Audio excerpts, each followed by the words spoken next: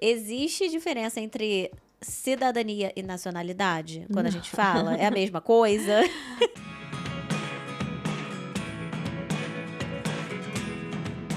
Não, é porque quando a gente fala de nacionalidade, nacional é aquele que tem como é que eu vou explicar? Que está vinculado àquele país. Então, você pode ser nacional e não exercer todos os direitos civis, mesmo sendo um nacional daquele país, tá? Então, na realidade, a gente fala muito tecnicamente em nacionalidade, porque muitas vezes a pessoa tira a nacionalidade e não está aqui, não está votando, não está vivendo como um cidadão português, mas ele é um nacional. Então, a gente usa mais dentro do direito o termo nacionalidade do que cidadania.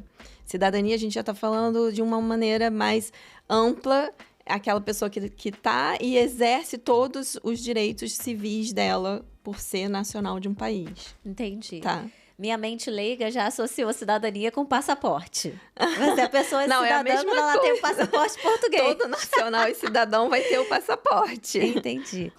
Então, Ana, a gente tem aqui vários tipos também de nacionalidades, né? Por tempo de residência, por casamento, por união de fato, por descendência, por ascendência. Fala um pouquinho sobre as diferenças. Como obter essas nacionalidades? Então, o processo de nacionalidade portuguesa, eles basicamente seguem mais ou menos o mesmo caminho, com duas diferenças que são as principais. Aquelas que são pessoas que são descendentes de portugueses, então a gente está falando de filho, neto, a gente fala de que são cidadãos de origem, nacionais de origem. Então, é como se você tivesse nascido em Portugal. Então, você entra com um processo porque seu avô era português e aí você consegue a sua nacionalidade uma vez que você comprove essa ascendência. Ou porque você é filho de português. No caso de tempo de residência, união de fato, casamento, não existe essa nacionalidade originária. Você adquiriu por uma vontade sua. Então, é um processo de naturalização. É um desejo daquele requerente, daquela pessoa que está aplicando para aquela nacionalidade, ser um cidadão português. Entende? Então, muito embora elas pareçam a mesma coisa, tem implicações, assim, técnicas mais para frente, depois eu posso explicar. Em termos de você, por exemplo, transferir essa nacionalidade para um filho, que são diferenças, tá? Tanto é verdade que, por exemplo, para o cidadão que pede a nacionalidade por tempo de residência, ou seja, mora aqui em Portugal há 5 anos, então eu tenho direito a pedir a nacionalidade por tempo de residência. Eu tenho que comprovar que eu conheço o suficiente a língua portuguesa, que é uma prova que, no caso dos originários, aqueles que já são descendentes de portugueses direto, não precisam fazer. Então, essa já é uma diferença. A outra, por ser um processo de naturalização, você tem que ter 18 anos. Porque você tem que fazer a opção pela naturalização. Então, menores não podem entrar nesse processo, tá? E por ser um processo de naturalização, você não consegue transferir. Até existem exceções, mas diretamente, por exemplo, para um filho maior que você tenha, tá? Então, a gente tem que dividir nesses dois tipos. Então, vamos falar de filho, é aquela nacionalidade onde você vai requerer o registro de nascimento do seu pai ou da sua mãe que seja o português, e vai dizer, olha, quero ser português também. E aí vai ser, a sua nacionalidade vai sair, em média, essa nacionalidade hoje está levando de 6 a 8 meses para maiores de idade, tá? Tem a nacionalidade dos netos, que é o mesmo processo do filho. A diferença, o seu pai ou mãe, filho do português ou da portuguesa, não tem a nacionalidade portuguesa. Então, você pulou uma geração e aí você é neto de português. Como a gente está falando de um outro artigo dentro da lei, e hoje, no Brasil, a maior parte das pessoas é neto de português e não filho direto, por conta da imigração, das ondas migratórias que aconteceram lá atrás, o tempo de espera de uma nacionalidade dessa ultrapassa 3 anos. Porque é uma demanda muito grande aqui.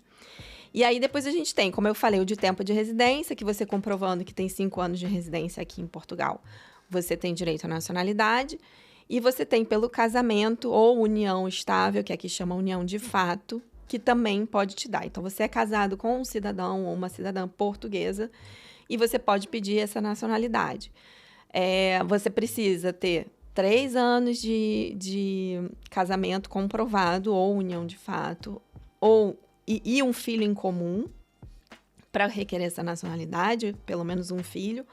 Ou então, no caso de brasileiros, 5 anos de relacionamento sem filho, para não precisar fazer a prova de vínculo com a comunidade portuguesa. Então, você tem que ainda provar, se você não cumprir esses requisitos, que você tem um vínculo. Por exemplo, uma pessoa que é casada com um português e mora em Portugal, ela tem um vínculo com a comunidade. Agora, um brasileiro casado com uma portuguesa, morando no Brasil e que não tenha filho em comum, não tenha 5 anos, a gente tem que preencher alguns requisitos para que essa nacionalidade seja concedida.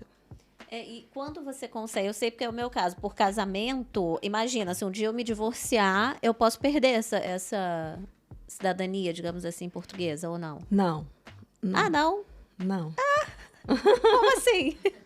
Não, você não perde. Quando eu me divorcio, eu não perco? Não mas perde. se ele disser que alguma coisa? Não perde. Essa nacionalidade, não. Enfim, eu achei que perdesse. Mas eu não posso transferir para um filho meu que não seja com esse marido. Se ele for menor, até tem como. Ele maior por exemplo, de um casamento anterior que você tivesse, anterior a esse casamento com português, aí você não conseguiria transferir. Entendi. E as mulheres que casaram com nacionais portugueses antes de 1981? Fala um pouco Existia uma sobre lei, isso. existe, né? Para mulheres que casaram e não abriram mão da nacionalidade, não declararam que não querem ser portuguesas antes de 1981, você pode, mesmo depois de divorciado ou da pessoa já ter falecido, né, do marido já ter falecido, requerer a nacionalidade portuguesa. Você não entra nesse requisito que eu falei do casamento. Entendi. E em termos de vínculo, que você citou, que não precisa ter vínculo Nesse caso também não. Nesse caso, não. Não. Agora, para quem está no Brasil e não vive em Portugal, ou seja, não tem vínculos, né, com a comunidade, quais seriam esses vínculos?